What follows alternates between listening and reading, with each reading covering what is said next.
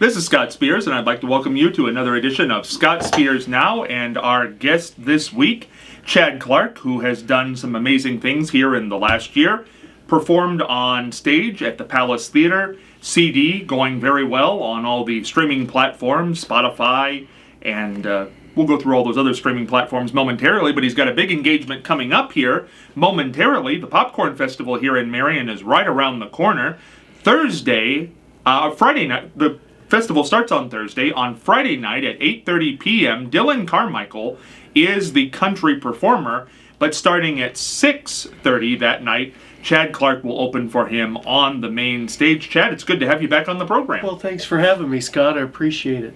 Now, Popcorn Festival, Dylan Carmichael, how did this all come about that you would open for him?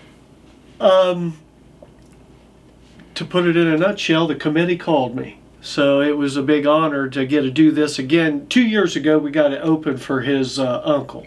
Oh, and a lot of people don't realize this, but Dylan Carmichael is the nephew of John Michael Montgomery and Eddie Montgomery. And Eddie, of course, was half of the duo Montgomery Gentry. Of course, we lost Troy a few years back, but yeah, I've met both of his uncles, so it's going to be a big thrill to meet him now. Now, Dylan, is he a big name in the country music? I would say that Dylan is an up-and-coming rising star. He's had a couple of hits out there, some video play. I actually went and paid money to see him before he was even as big as he is now. So I think that Marion's going to be happy with his performance. He's got a high energy show. He's got a lot of good songs, a lot of songs that people might recognize, and they're like, oh, I didn't know he sang that one, but it's him. What are some of the hits he's had? One of them is it's called Son of a, and it's not what you'd think it is. It's really a tribute to his mom and dad. So Dylan's mom is the sister to John Michael and Eddie. So. Now, is he more of a Garth Brooks type, or is he more of a George Strait type? Right there in the middle. I would say that Dylan has that traditional country feel to him. You know, he is country, so people that are true country purists will enjoy his music, I think. Now, he starts at 8:30. You go on at 6:30. Now, do you perform for 2 hours? No. No, that's a long time. Yeah, well, we have done that before. A lot of festivals, you know, we will do a 2-hour set, and he'll probably do close to that as a closer, but we're just going to play for a little over an hour and then give the Popcorn Festival Committee time to announce all of their court and all that stuff. Now, what's it like to play at the Popcorn Festival prior to the big show? Because these are free shows, so people are kind of milling around. Can I be frank with you? Yeah, please do. Friday nights at the Popcorn Festival is tough. First of all, we're actually going on at 6. We're supposed to start at 6. So 6 o'clock's tough for people to get home from work, get cleaned up, get up to the festival. And the other bad thing about Friday nights is it's Football Friday night. And we know what Football Friday night means in Ohio. I'm not just Central Ohio, but the whole state.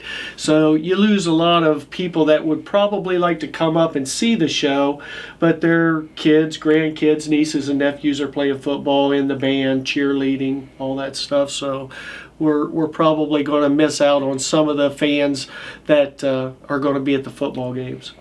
And again, I'm not trying to diminish the Popcorn Festival. It's been going on for 40 plus years now. But I think when you have a history, Willie Nelson has been there.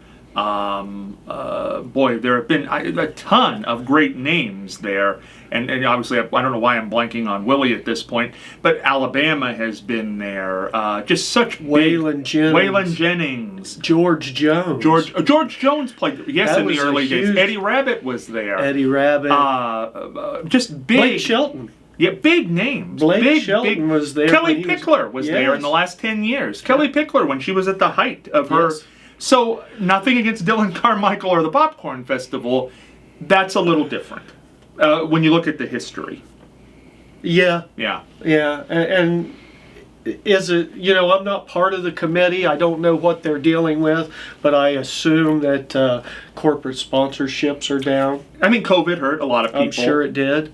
Back in the day, I can remember when that was called the Kroger stage. Yes. And I don't think they have that sponsorship anymore. Whirlpool, I think, is still involved, but not like to they the degree, were. not to the degree. Not to the degree that they once were. Scott, we had Miami Sound Machine. Yes, we had did. the Commodores. Let's go back down the list over the last Boyz 40 II Men. years. Oh my God, some of the top acts in music. Josh Stone, when she was really hot. Yeah, I applaud everybody on the committee for keeping it going and all the hard work that they do, but I'm sure it's challenging now. I think it's a tribute to them in a way, and I think they do take it a little negatively, but I mean, we have to be honest.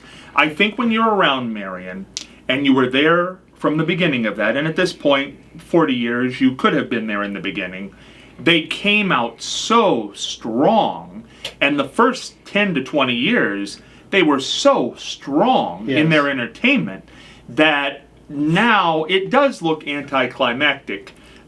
Honestly, somebody even said to me, I mean, Jackal's performing on Saturday night, and somebody even said to me that that's kind of a niche group. That's not a name that hey, let's put down the kids, let's go see them. And Dylan Carmichael is not that either, so this is really the first year, maybe in history, that they have not had at least one name that really was driving the entertainment.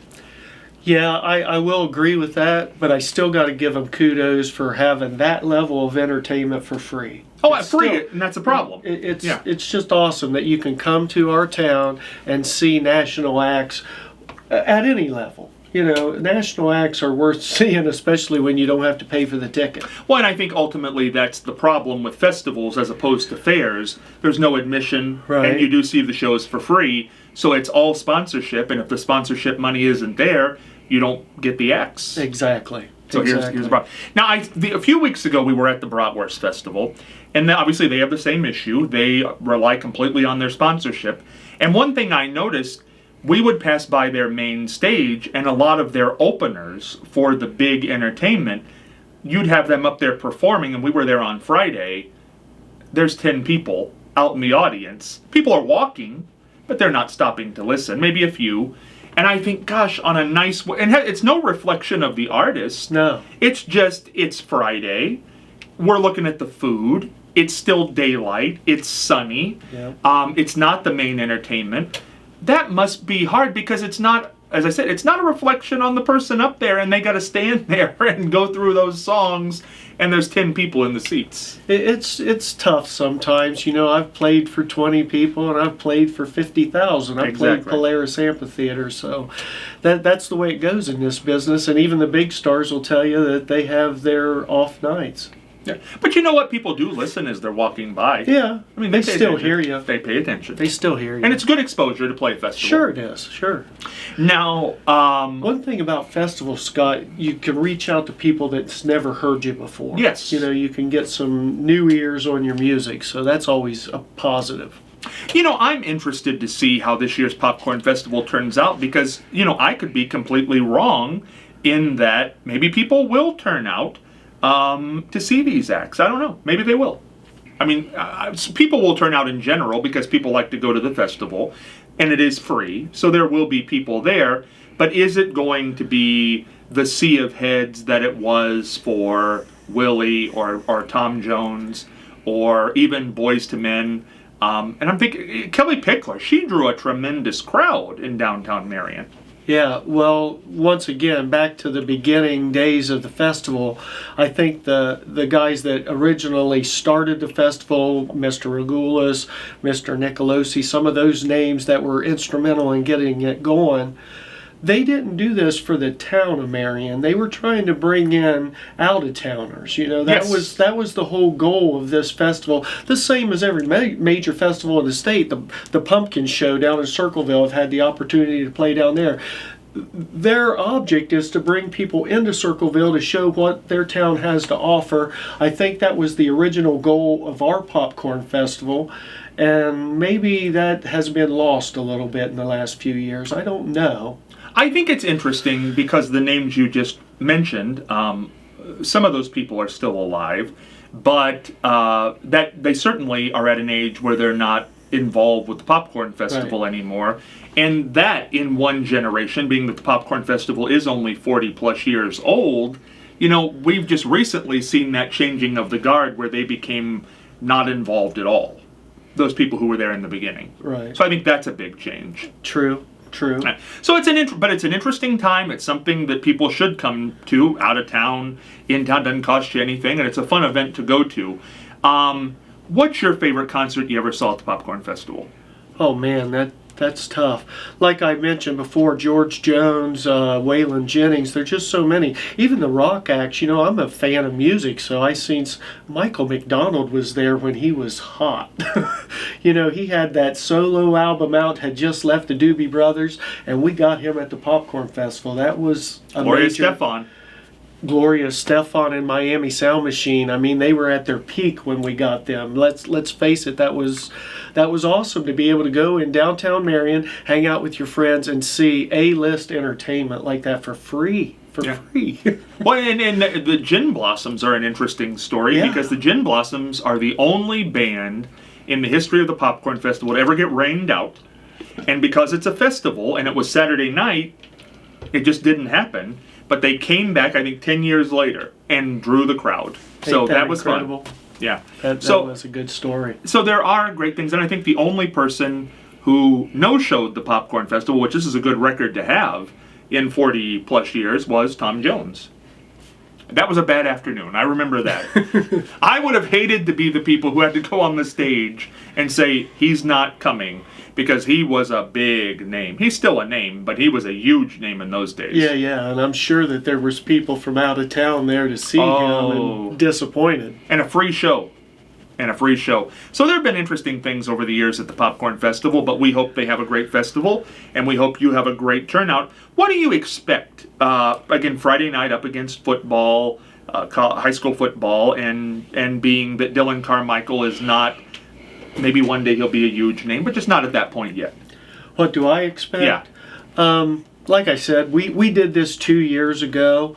It's always a thrill for me to come back home and play because most of the time I'm out and about and even in other states sometimes. So getting to play back home is always a thrill. So we'll take that. I was going to ask you, in regard to country music, it is kind of interesting now that... I think one of the reasons with the Popcorn Festival and a lot of other festivals in general, there was a whole generation of country music that was very popular. George Jones, Willie Nelson, Waylon Jennings, Johnny Cash, that whole group. But when the 80s came, and certainly the 90s, they were all still alive, but they were not releasing new stuff that was getting a lot of play. Yeah. The Oak Ridge Boys were there. I remember that was a big night. Yeah. So forgot about the Oak Ridge Boys. So they would come, but they were not at their peak any longer. But they had been at such a peak at some point in their career. Where is that group of 90s artists now? Because you don't see them out and about. Not a lot of them, no. And we were just talking about Dylan's uncle, John Michael Montgomery. He just announced that he's no longer going to tour. Now, that doesn't mean he's not going to play music. When they say tour, that means they're not going to schedule shows starting in January until the end of the year. So he's been on the road since the 90s, Grammy Award winning, all the country hits he had.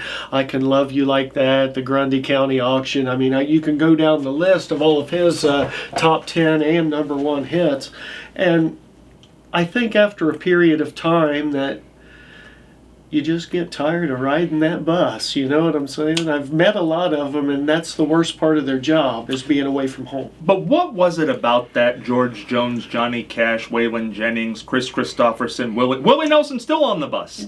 Willie's still doing it. Johnny Cash was so ill at the end of his life, yes. He was still performing days before his death. Why was that generation determined to keep on keeping on? And the 90s, who had some great hits, they're doing other things. They just, they're judges on game shows, and they really aren't out on the bus anymore. No, and you brought up kind of a good point. the people you're talking about are considered legends of country music. Waylon Jennings, Merle Haggard, George Jones, they're going to go down in history as people that built country music. You got somebody like Garth Brooks, who actually sold more records than probably 2 or 3 of the names we just mentioned combined. I mean, combined, this man has done amazing things worldwide, but for some reason I don't think he's ever going to get the accolades that the guys before him got.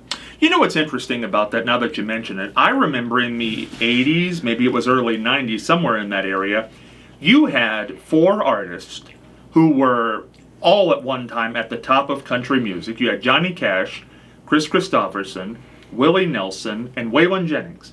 All got together and toured together. Yes.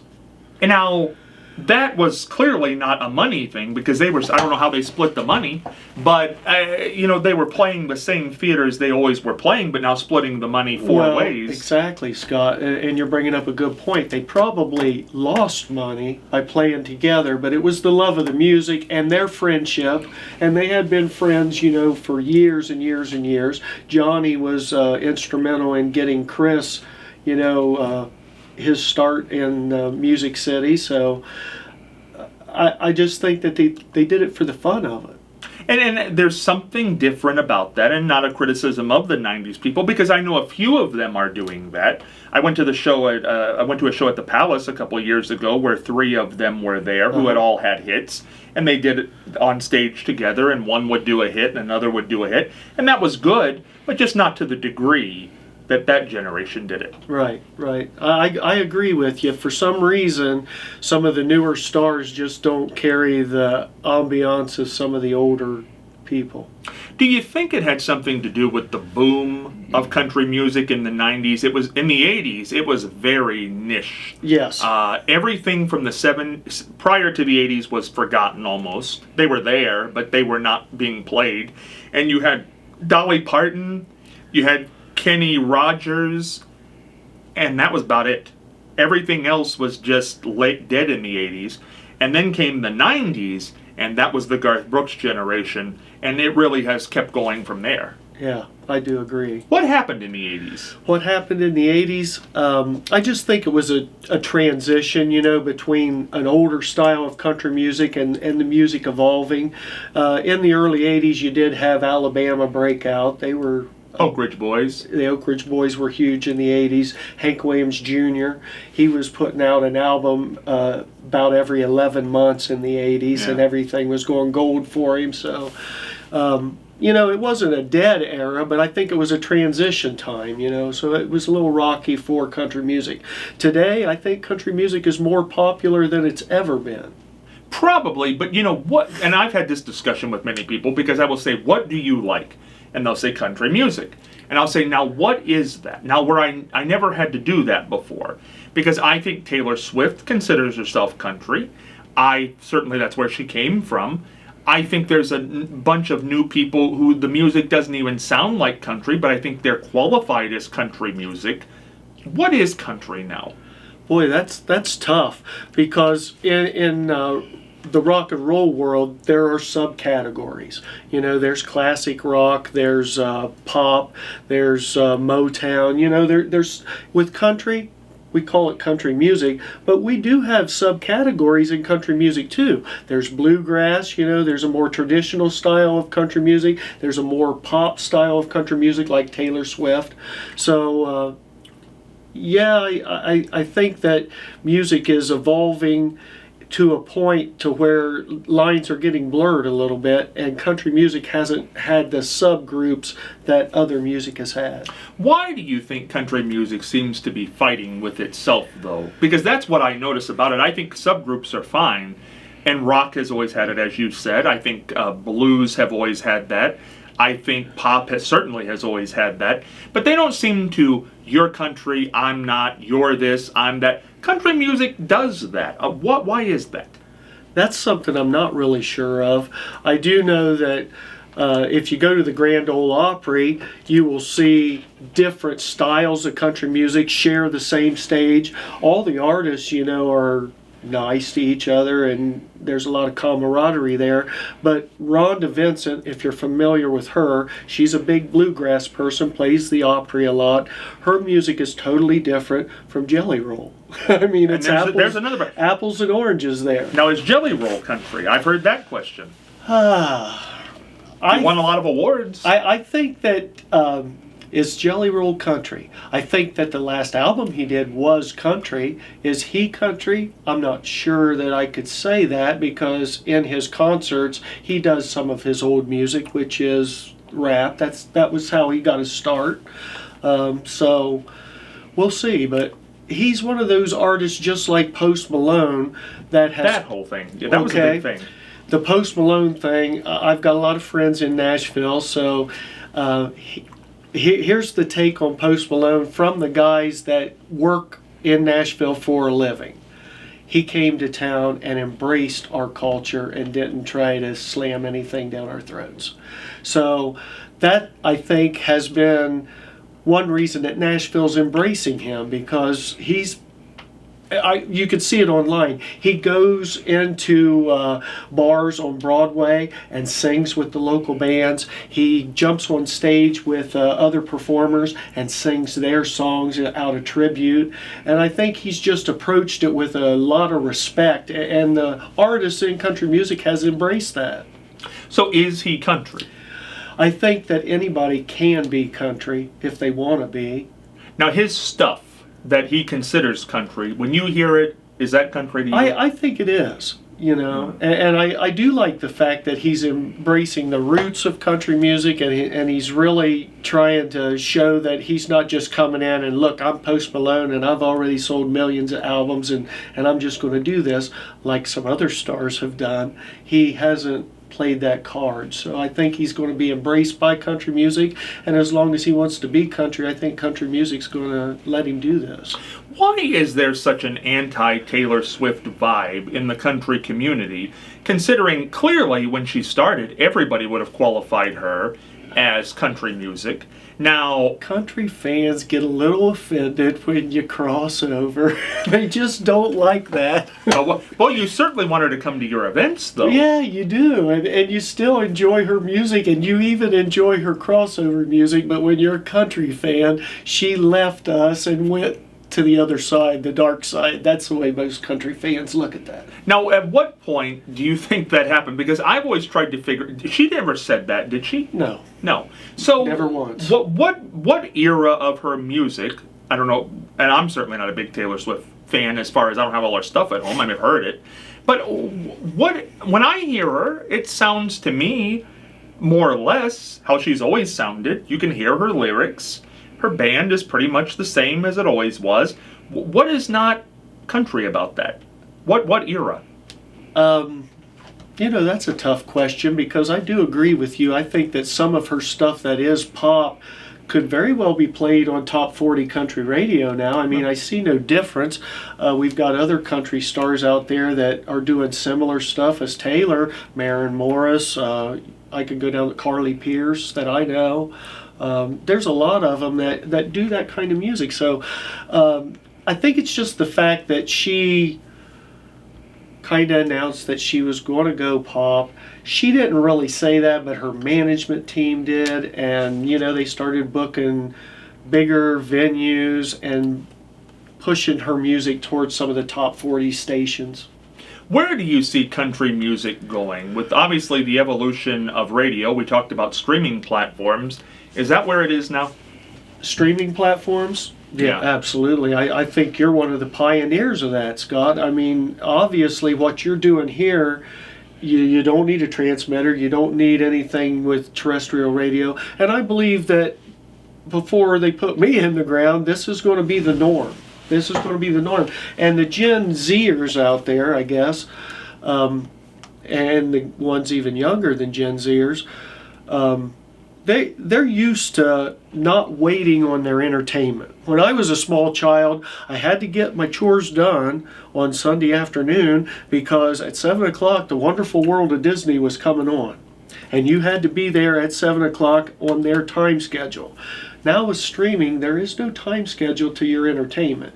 You watch these programs whenever you want to watch these programs. You listen to your music whenever you want to listen to your music. You just hit the button and it comes on. And now Detroit has decided not to put CD players in cars. So That's going to be a big issue for...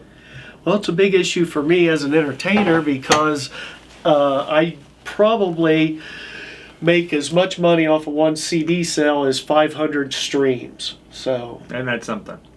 Well, and you know what? Here's the thing. Whether it's radio, talk, music, whatever it is, broadcast, television, whatever. The interesting thing is I never understood the platform idea. When there are new platforms out there, I think it's more about the quality of the show or the quality of the music.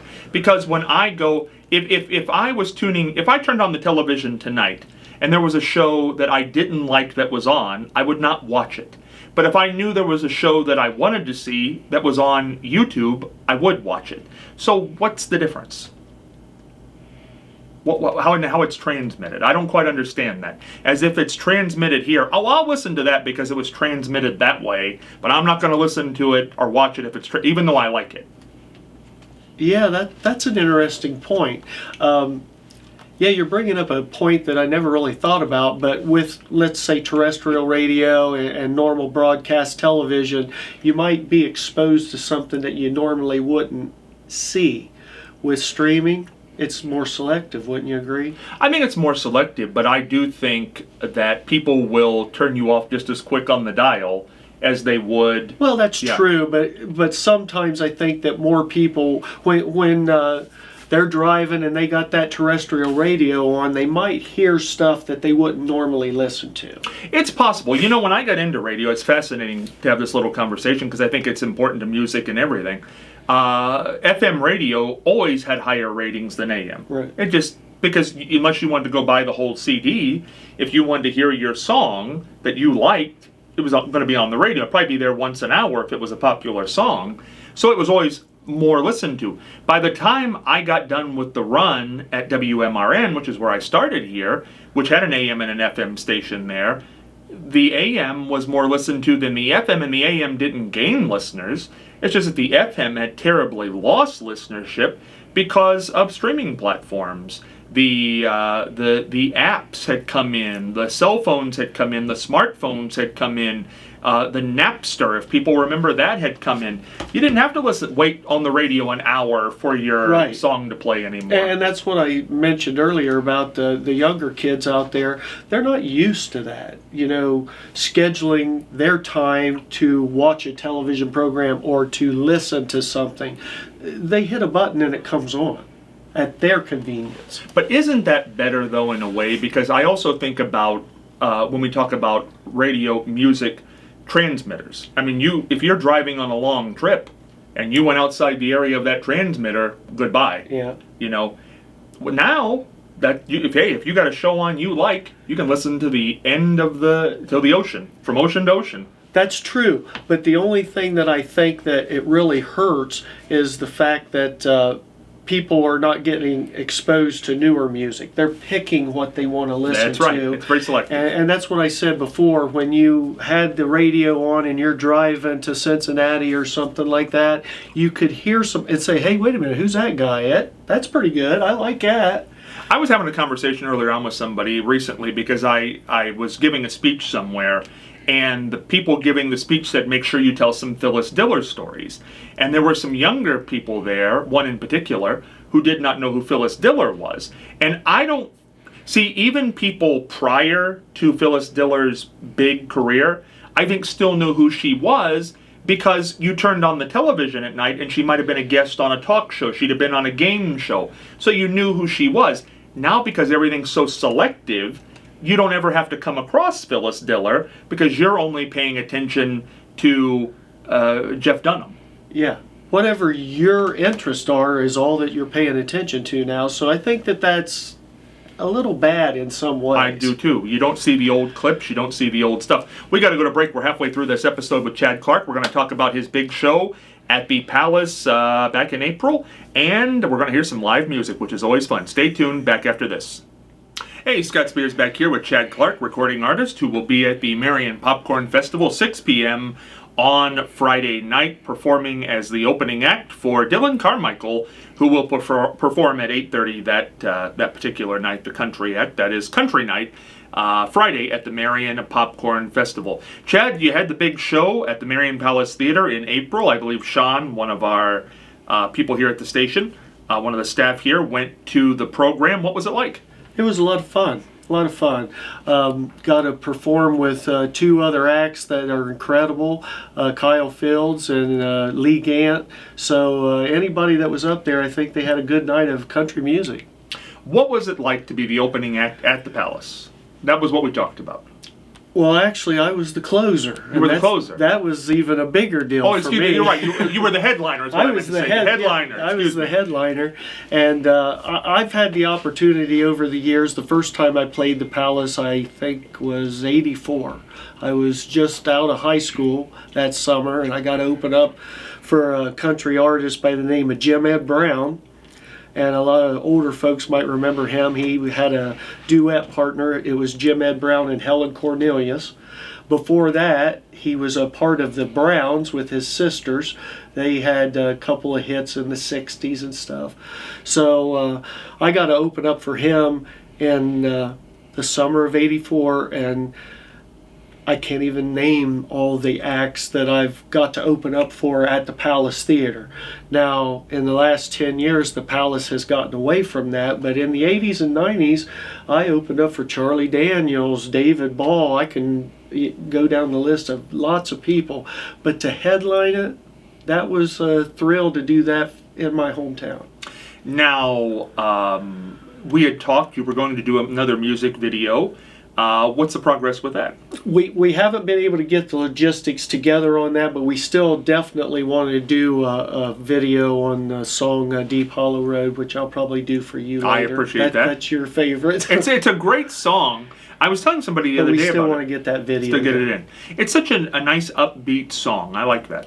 And it's a real story. Well, yeah. And, real place. And sometimes I think that's the songs that hit home are the ones that you can relate to. Yeah. Yeah. And I think that's the draw to country music. You know, there was a very famous country songwriter by the name of Harlan Howard, and Harlan's big quote was, "Country music is 3 chords and the truth." And I think that's why a lot of people are drawn to country music. It's the stories in the song. You know, we were talking about 80s and 90s country music, and one thing that I saw happen was I think country music was a lot slower prior to the 1980s, and a lot more driven in emotion. Wife has left, girlfriend has left, whatever. It was relationship driven. And not that the 90s wasn't, but certainly if you look at somebody like Garth Brooks, I mean, he's very loud and upbeat, and most of his songs were that way. There were a few sad ones. Well, absolutely. Garth did ballads too, but Garth's concerts were country rock concerts. Yeah, There's no other way to put it. Before Garth Brooks, country artists would come out, stand at the mic, and do their thing, and usually were good enough to send chills up your spine, but it wasn't in your face like Aerosmith or the Rolling Stones. And here comes Garth, and he's like, I'm going to do my country music, but make it exciting like a rock concert. And he deserves all the credit for that, because nobody really did that. Alabama maybe a little bit was easing into that. Maybe without Alabama there wouldn't have been a Garth Brooks, but I think he took it to another level, even above Alabama. Well, and it seems to me like a lot of people who followed, it became very upbeat. I mean, Reba McEntire was of that era. A lot of her music was very upbeat, and certainly a lot of the other performers. It seemed to me like when they would release a CD, and back then it was CDs, in the 90s and early 2000s, there were more upbeat songs than not. Yeah, I will agree to that, but you know, your country fan base still appreciates what I call the crying in your beer country music. Yeah. And that's part of country music, is the tear-jerking ballads, but I think that the music of the 90s, the Garth Brooks, all the other acts that were like Garth, changed country concerts. You know, now country stars have lavish stage sets and stuff. You know, I can remember seeing Johnny Paycheck back in the day, and he showed up with his band and they stood there and sang, and it was great, but there wasn't all these lights and there was no fire bombs going off or anything like that, and I think that's what Garth and some of the others of the 90s changed. Now, Johnny Paycheck, now I think we would have to consider him a one-hit wonder, more or less. But his one hit was in your face and loud and upbeat. And I kind of thought that was the Jerry Reed, certainly not a one-hit wonder, but his more popular music were the upbeats. And that's where I saw it kind of start to happen.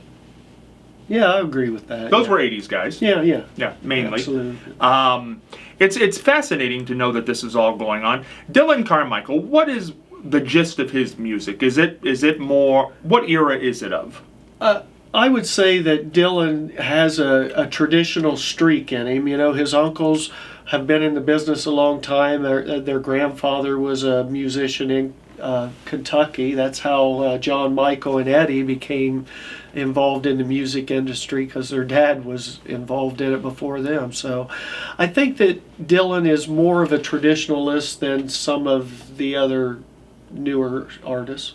Now, as far as writing music, what is something you've written lately that you're ready to perform, that you really think's a good song?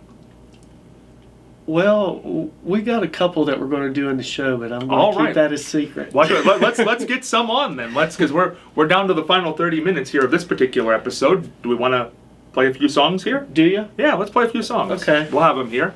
This will be good. Want to grab that, Matt, here? All right, we're going to have some music here. Live music on the program. I always appreciate that. What do we have up first, Chad? I'm going to do one called Lord Knows. Lord Knows. Now, what's the background on this? This is just a song about lost love. Lost love. Lord Knows here on WGH.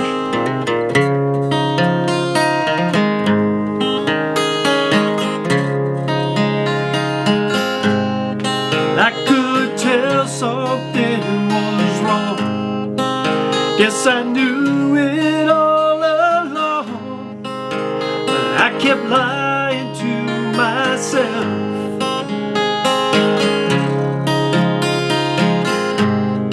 Nothing I could do or say to bring back yesterday. So I put my heart on a shelf, and I cry a little bit each night, holding on to my pillow tight, brushing back your long hair, just as if you were there and you still love me like the star. But you ain't the first to leave me, ain't the first to go. Oh darling, please believe me when I tell you so, that I'll be alright. Lord knows.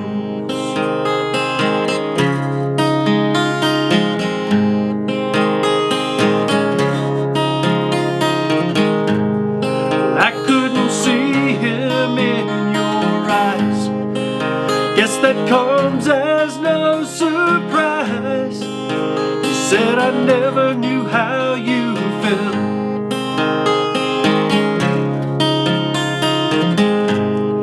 Nothing I could do or say to bring back yesterday. So I put my heart on a shelf, and I cried a little bit each night, holding on to my pillow tight, brushing back your long hair, just as if you were there and you still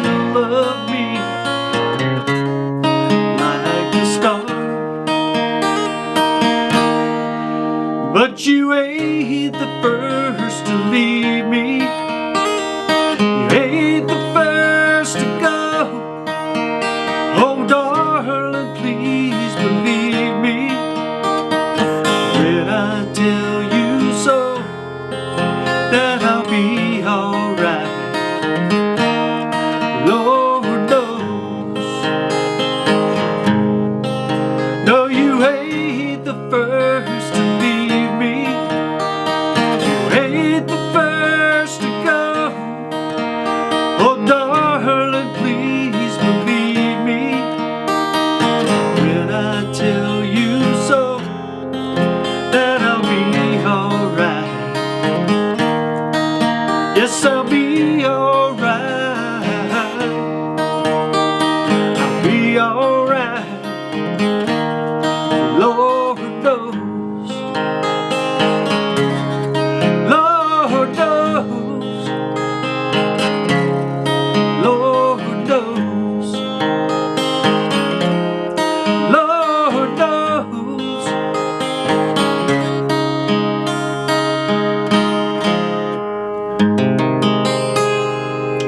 Very nice. Chad Clark again performing at the Marion Popcorn Festival, opening up for Dylan Carmichael on Friday at 6 p.m. on the main stage.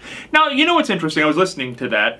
A lot of country music could be considered religious. There's a little religious tone to that song. A little bit, Yeah. I could see that. Yeah. I think that Southern people are a religious bunch. That's why we call it the Bible Belt down in there. So, yeah, I think that a lot of country stars got their start singing in church. So I hear that a lot. There's a lot of crossover there, you know, that a lot of country stars might not be the most religious people, but they do hold gospel music dear to their heart, you know. Now, what have you been in a certain phase of writing as of late? You know, I've always said that to me, I've never done what the guys in Nashville do, these writing appointments where they say, hey, at 3 o'clock we're going to go to this location and we're going to write a song. And I have done that, but for me it's more inspirational. It might happen at 10 o'clock at night.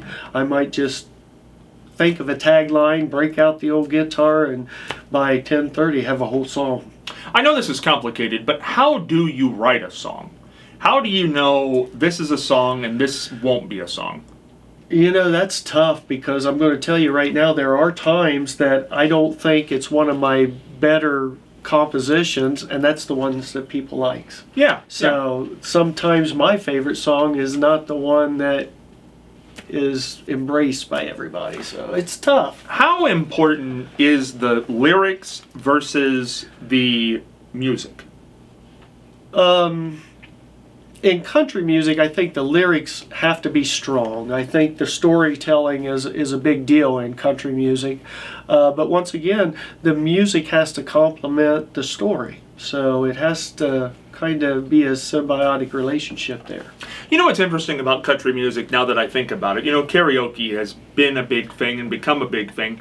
But a lot of people will karaoke country songs.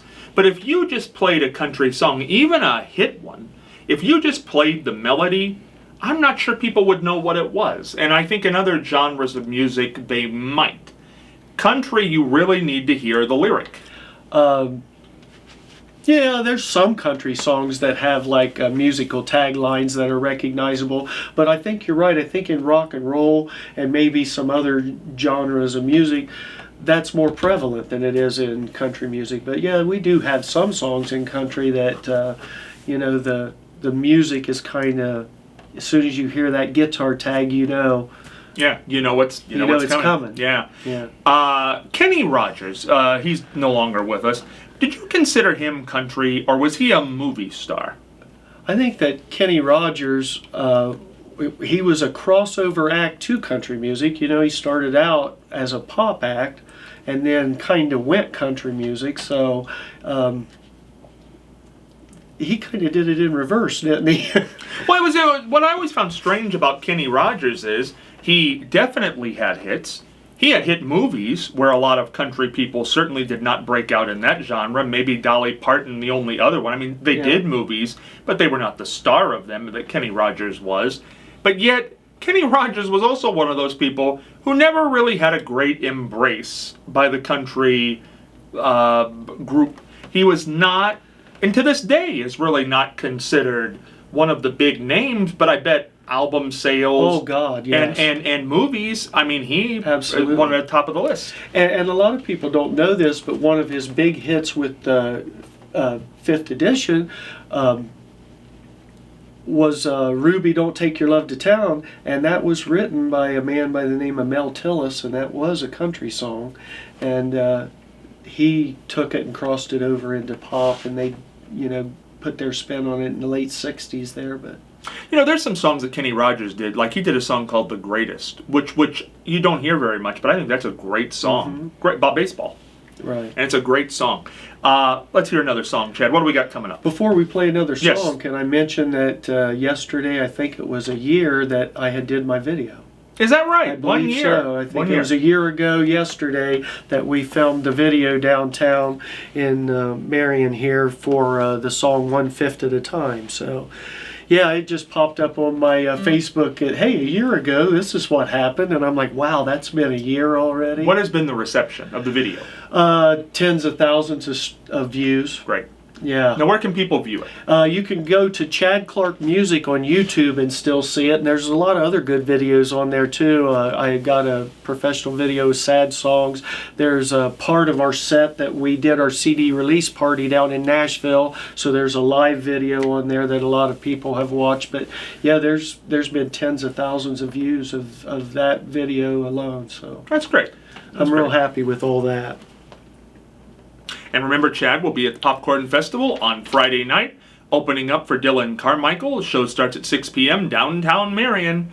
We'll be in the streets on the main stage. Don't miss that, starting at 6 p.m.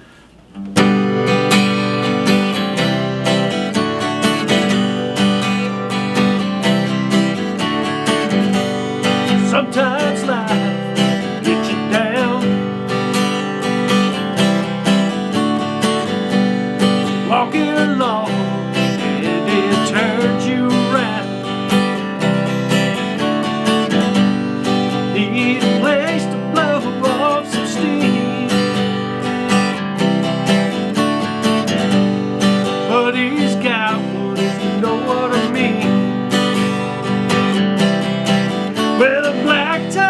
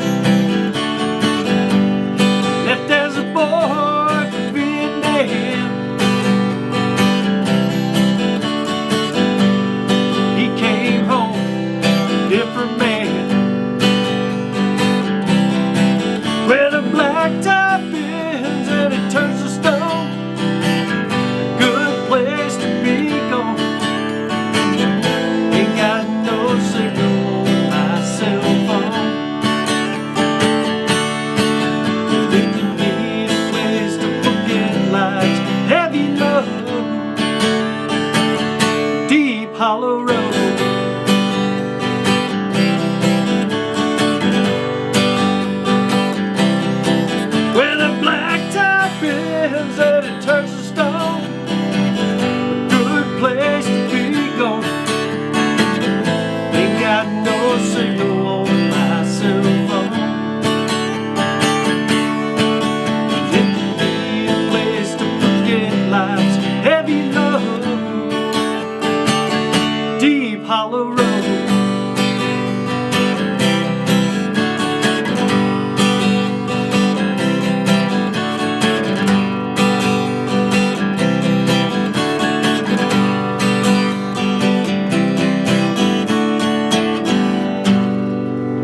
What a great song. I love that song. And again, that'll be the next video.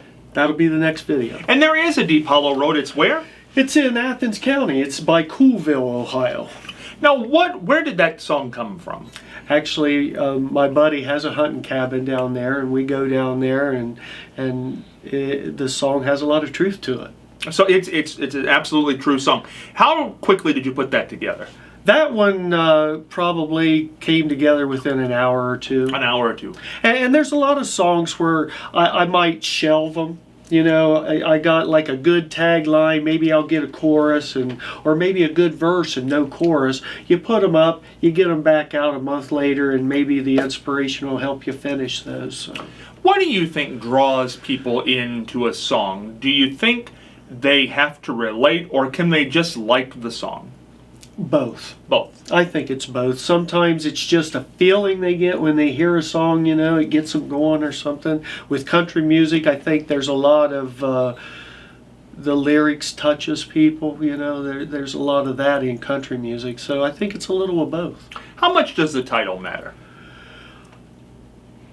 To me, it doesn't. But to some people, I think it does. And I think the title sometimes can help people correlate that artist with the song. You know what I'm saying? Well, I think like Johnny A catchy Paycheck. title's good. Yeah, it doesn't hurt. Well, I mean, take this job and shove it. You knew exactly what the song was. You knew exactly what the song was about, and even his last name. You know, which I don't think was his real last name. So there you go. Worked for him. Yeah, sure. Yeah. So you know. Yeah, Johnny Paycheck was a stage name. I I think his name was Don Lytle or something. Was it something like that? Really? Something like that. Yeah. Now, I wonder if the song came before the name change or the name change. He changed his name before that hit because he was around. A lot of people don't realize this. In the '60s, Johnny Paycheck. He might not have went by Johnny Paycheck at that time, but he was George Jones' bass player. Oh, was he? So there's a long history of him in country music before he made it as a solo artist. He was in bands and kicked around for quite a while before he became a solo artist. And the person that wrote that song, you know, was David Allan Coe. Exactly. So two Buckeyes, you know, they scored big on that one, and that was probably, what, 78, 79, somewhere in there. Now, what do you make of David Allan Coe? He's still around. Still not around. in good health. No. But here's a guy. What do you say about David Allan Coe? He had some songs that certainly were popular, and then he had some songs which kept him out of the big league. Certainly, we would call them racist. Absolutely. No doubt about it.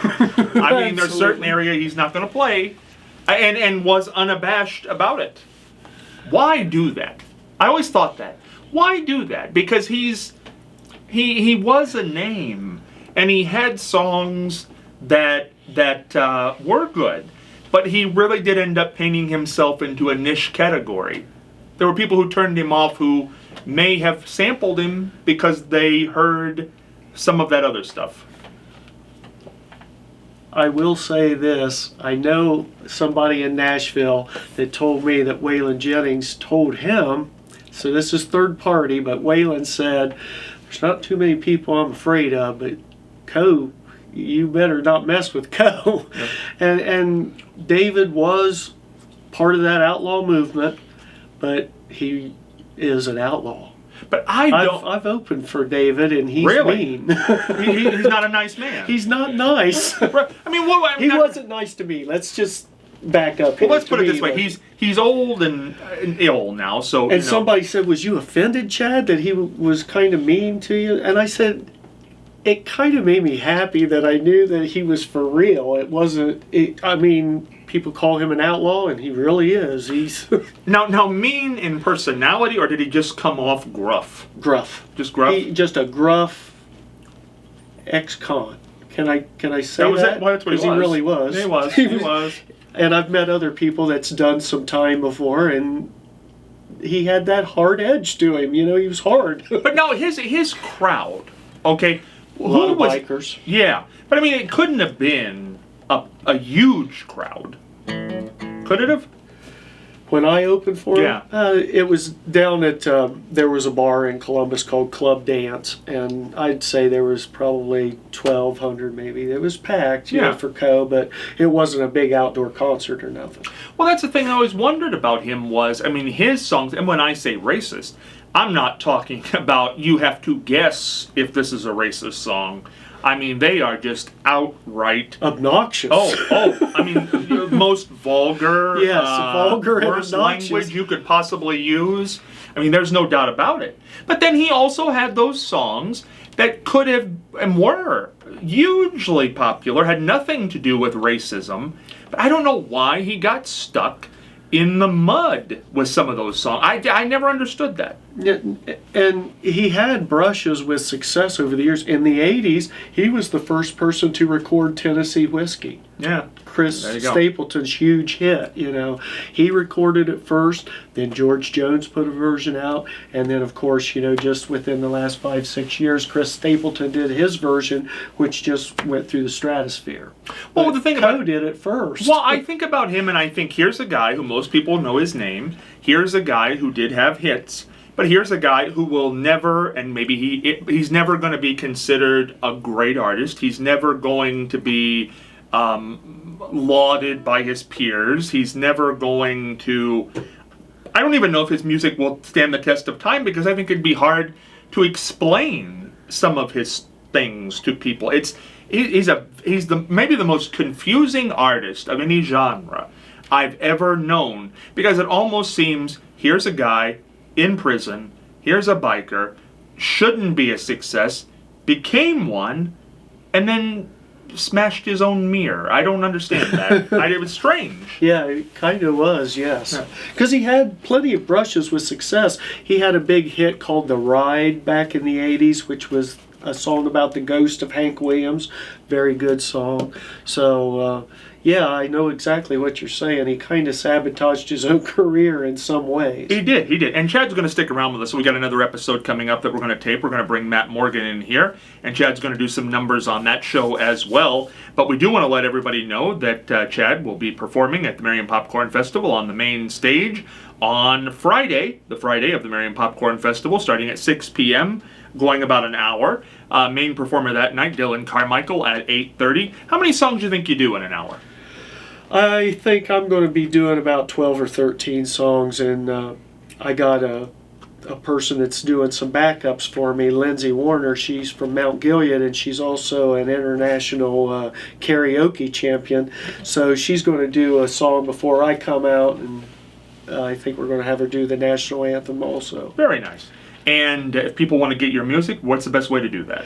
You can go to YouTube, you can go to Spotify, Amazon, iTunes, all the normal streaming platforms. Remember to catch Chad Clark on The Exchange this week with us as well. Matt Morgan will be along on that program, and we'll have more music, so you won't want to miss that. Again, Popcorn Festival coming up first weekend after Labor Day here in Marion, each and every year for 40 plus years now. For this episode of Scott Spears Now, we're heading for the dugout.